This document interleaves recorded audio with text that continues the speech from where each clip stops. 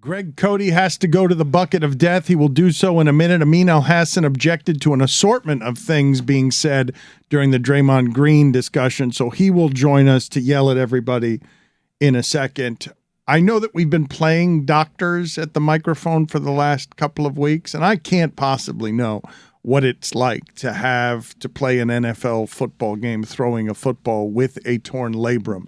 But I did love that the description was Russell Wilson has played the last 2 weeks with an injury near his right shoulder. The description makes it sound like the reason he hasn't been very good the last couple of weeks, and it might be the reason. I don't know. It also might not. It might not as well. That's right.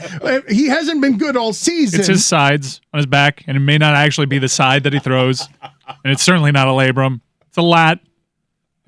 I'm sorry, lat. My bad. I called it. That's right. I called it labrum. Huge difference. That is a huge difference. That's my bad. Yes, the lat is different, but it does seem like it'd be hard to throw a football with an injured lat as well. Nah, man. Come on. I got an injured lat right now. Yeah, exactly. I'm going back to the gym in 2 days. Yeah, I work out. So you're comfortable being a doctor. My lat all the time. Bullshit, lat. Are you confident this way because you won finally a Thursday Thunder 3-team parlay? We all did. We all contributed to that. And our Thursday Thunders are, I believe, we've gone. That was our first one that we won, but the other two we lost just on the last leg by a combined 6 feet. So if you're playing all of our plays individually, you're rolling in the dough.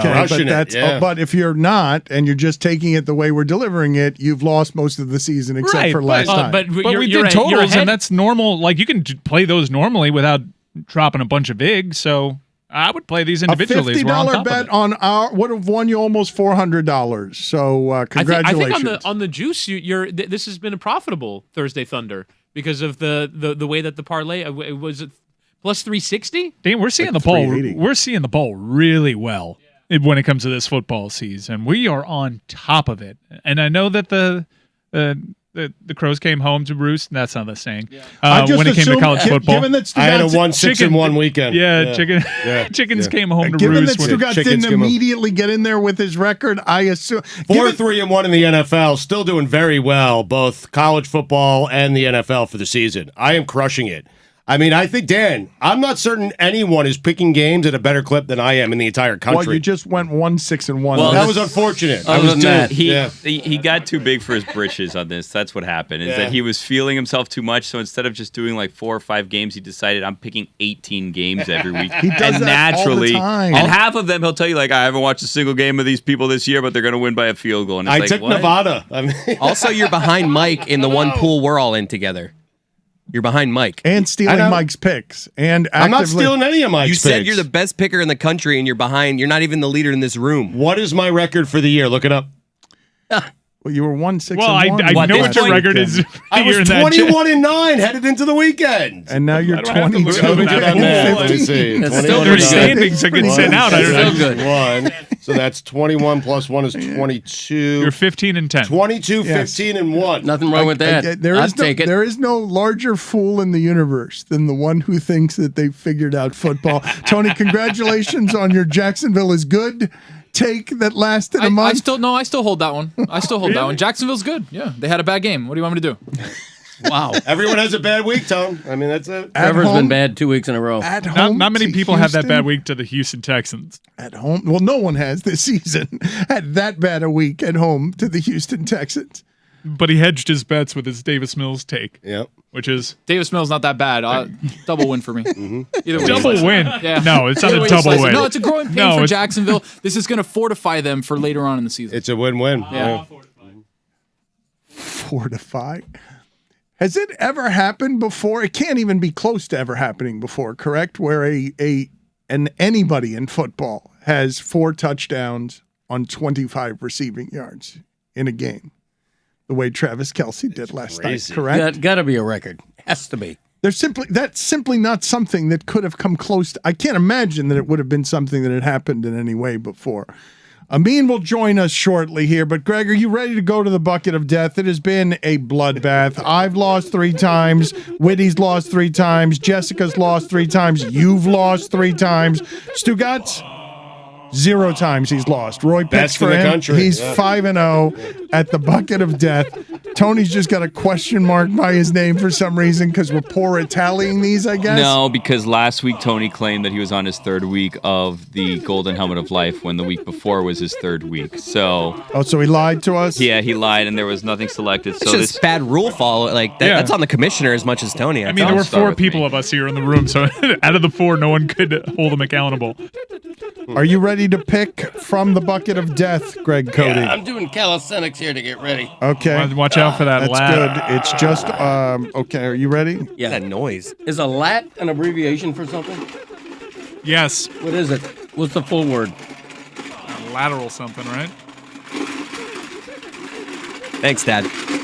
I didn't know. I thought somebody smarter than me would know. Nobody knew. Lateral and If you say lat, you got to know what you're talking about. This is the latissimus Kansas dorsi City. muscle.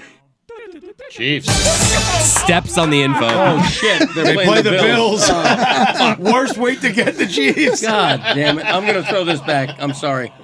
Wow. Chiefs at home. I'm Greg. throwing it back. I believe the Chiefs are home underdogs. They are. Yeah, they are. I'm throwing it back. What if I get a team with a bye? I win automatically. Yes. Right? Yeah. get that. Come on now. You Come like on now. that. You like that, Mike. I mean, I get Throwing the- I back get the logic. Chiefs at home. I get the logic. That's the only circumstance in the world you're throwing back the Chiefs at home. Again, the Chiefs. Wow. What the hell? That shouldn't count. It does. No, it shouldn't count. You No, did listen. it next. Who's the commissioner? There should be a rule. I shouldn't. The helmet should go on the side. Well, not back in the bucket. you could have left it there. I mean, you should have left it there. Unbelievable. It was meant to be. Chiefs are a 3-point dog at home. It's Greg Cote's own fault for throwing back the helmet into the bucket that you're not supposed to throw it back in. You're supposed to take it out and keep it out. Well, that is his fault, but it's an odd week and an odd season where I think you would rather pull the Bears helmet or the Commanders helmet over the Chiefs. I mean, they're playing Buffalo. The Bears are playing the Commanders at home. But the Chiefs are at home. Like I But don't. it's the Bills. I don't understand them being home underdogs. I don't get it. I lost. Bills are good. Yeah, the Bills Yeah, are but great. the Chiefs are incredible. Yes. You're saying that the Chris Bills gets are. it. You're saying the Bills are 6 points better than the Chiefs. Chiefs lost to the Colts a couple What are weeks we ago. on about? The Bills lost to the Dolphins.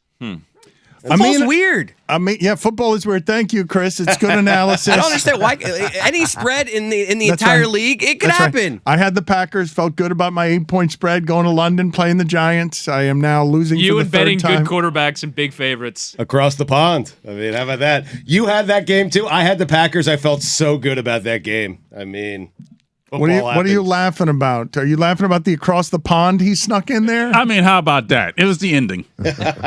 Amin, thank you for being on with us. What did we get wrong in the Draymond Green discussion?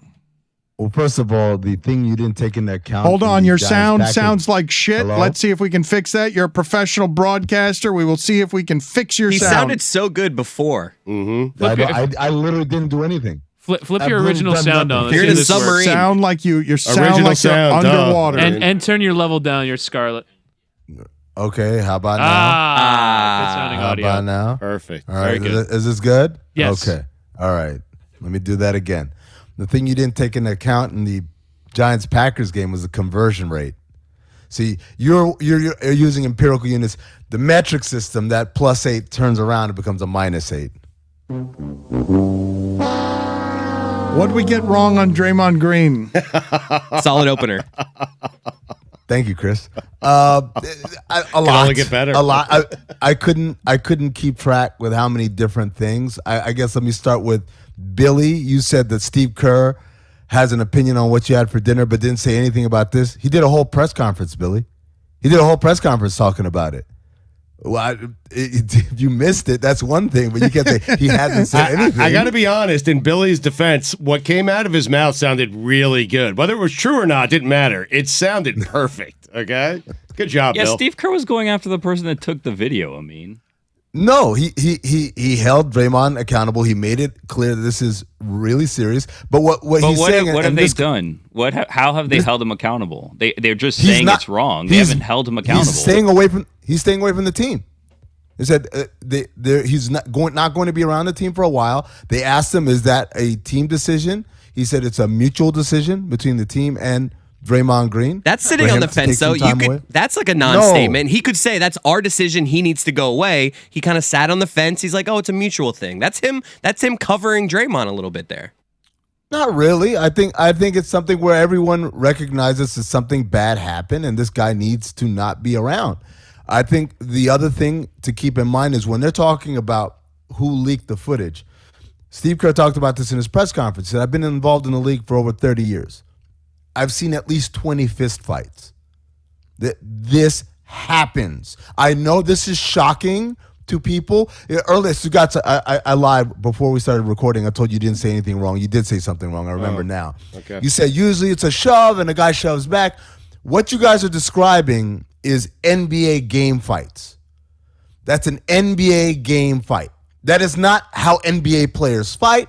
That's how NBA players fight in a game. Why do they fight like that? Because they can't fight? Because they're scared to fight? No, it's because if you fight, the penalties in our sport are much greater than that of baseball, hockey, or football. We have the most stringent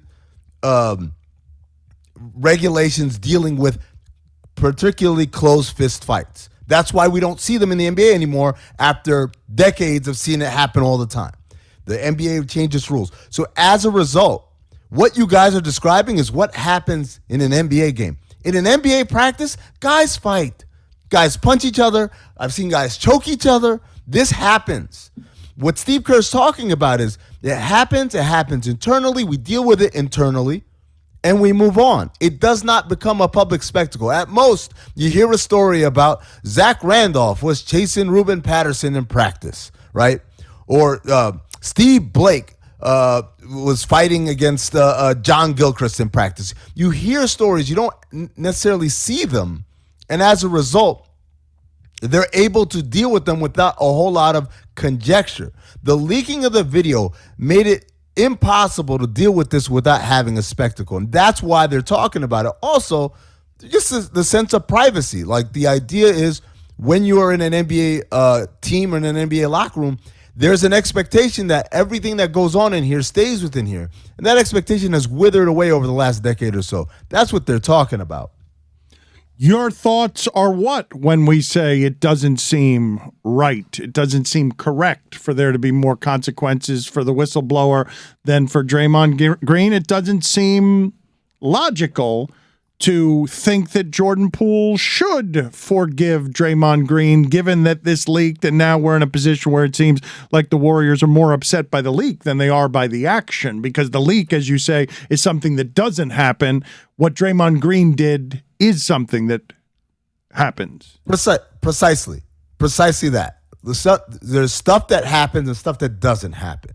And understandably, the stuff that doesn't happen, leaking, exponentially makes things worse in a way that, by the way, it erodes at trust in a way that even a fist fight doesn't erode at trust like that.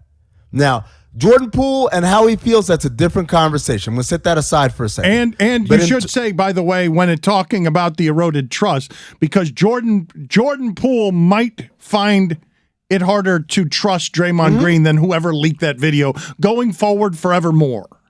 Absolutely. That's why I said Jordan Poole, we're going to set him aside for a second, because whether or not he has eroded trust is that's understandable. But what the leaker has done is basically said nothing that we say or do here is sacred to our locker room, to our internal family dynamics. You call it a whistleblower. Whistleblower on what? We know there was a fight. We know there was a punch. Who are we whistleblowing to? How are we saving America or employees? This isn't like the people who spoke out in the Suns organization about rampant, toxic work environment stuff. That's completely different. This is something that happened on a basketball court in a practice facility that happens all the time, and it's an accepted part of it because we understand that with these rising tensions and energies, there comes physical kind of ramifications at times. And, the other thing, I think it was Mike who said it. He said, well, he shoved him. He should have expected a shove back. He didn't have his dukes up. That's the only part why I hold Jordan Poole accountable. I don't care what he said. You could talk trash. Trash talk happens every day. And Draymond gets in your face, okay. But the moment you shove a guy, you have to expect now something physical is about to happen. Now, what Draymond did, far and above and away, overreaction. Whittingham is shaking his head at you. Whittingham right now is disgusted by you. It's like Disgusted by be you. ready to punch someone in a practice? No, I didn't say that. He's saying if you push me, you have to expect maybe I could do something back to you. The idea that I'm going to push you and that's the end of that is insane to me. Now, should he have expected a punch that hard? No. Or that accurate. Before I saw the video, it was explained to me as like a cartoon punch. It was so hard. I went on the radio and I described it in the words of Juju Gotti. He punched him into the multiverse when I saw it. Like, it was insane how hard that punch was. But it wasn't like Jordan Poole was like, okay, a fight's about to happen. Oh, I didn't see that coming. He pushed him and then he kind of turned away. He's like, well, I've said my piece and now we're going to walk away amicably. What world do you live in? Again, I'm not blaming him for getting knocked out, but I am saying that once you get physical with someone, there has to be an expectation of physical retaliation. This isn't a courtroom and it's not Twitter where someone's going to fire off a missive or objection.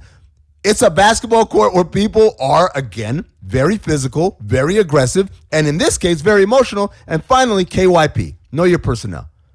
This wasn't Andrew Wiggins, right? We'd be surprised if Andrew Wiggins escalated because he's not that kind of guy, right? He's not a physically aggressive guy. We know Draymond Green's track record. So there's no way you can be like, well, I didn't think Draymond would react like, I thought he would just be cool. That's not who he is. Do you think it's over money? I don't. I think what Draymond said in his press conference is true, although his press conference, woof. That was terrible. So much of it was terrible. He really dropped the ball. I mean, it was hilarious, but it was terrible in terms of taking ownership and accountability. But I think one thing he said in it is true.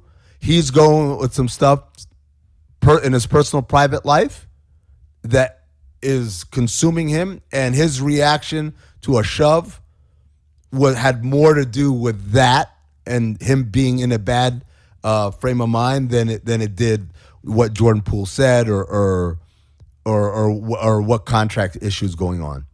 But I mean, like, don't you think that that's somewhat of a cop-out? Just saying, like, hey, that was bad, but, it happens, so that's okay. Like, that's what happens. Especially when you have people who, like, in Steve Kerr, who's, like, is always trying to tell people to do morally the right thing. Let's strive to be better at this. Let's strive to be better at that.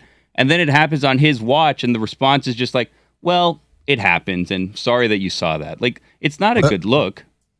Again, that's not the response. If you see what everyone from the Warriors is saying is like, that was unacceptable.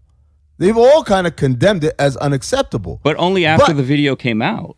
No, they did that. But I mean, they had a press conference after the video came out. But internally, the guy apologized to the team. He had to do the whole thing. Some people accepted it. Some people didn't.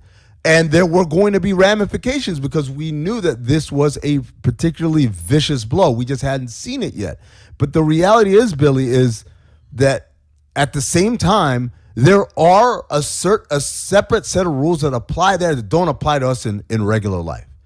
And in cases of sexual harassment or, like crazy, weird toxic environment stuff, yeah, those things are archaic. But then there are other things where you have to accept, again, when you get a bunch of guys who are ramped up emotionally and are in an environment that breeds aggression, that demands aggression, that sometimes that aggression spills over. I mean, just so we're clear, and I just want to clear this up, I was right. Mm-hmm. You were right up until I remember the part about the shoving. Oh. Yeah, like, no, shove and shove back, no. Stugotz KYP. will take 90% right. Thank you, Amin. We appreciate it, sir. Stugotz, take that KYP, man. Add it to the repertoire, man. I think you'll like that one. I will. Thank you. I already taken it. Thank you.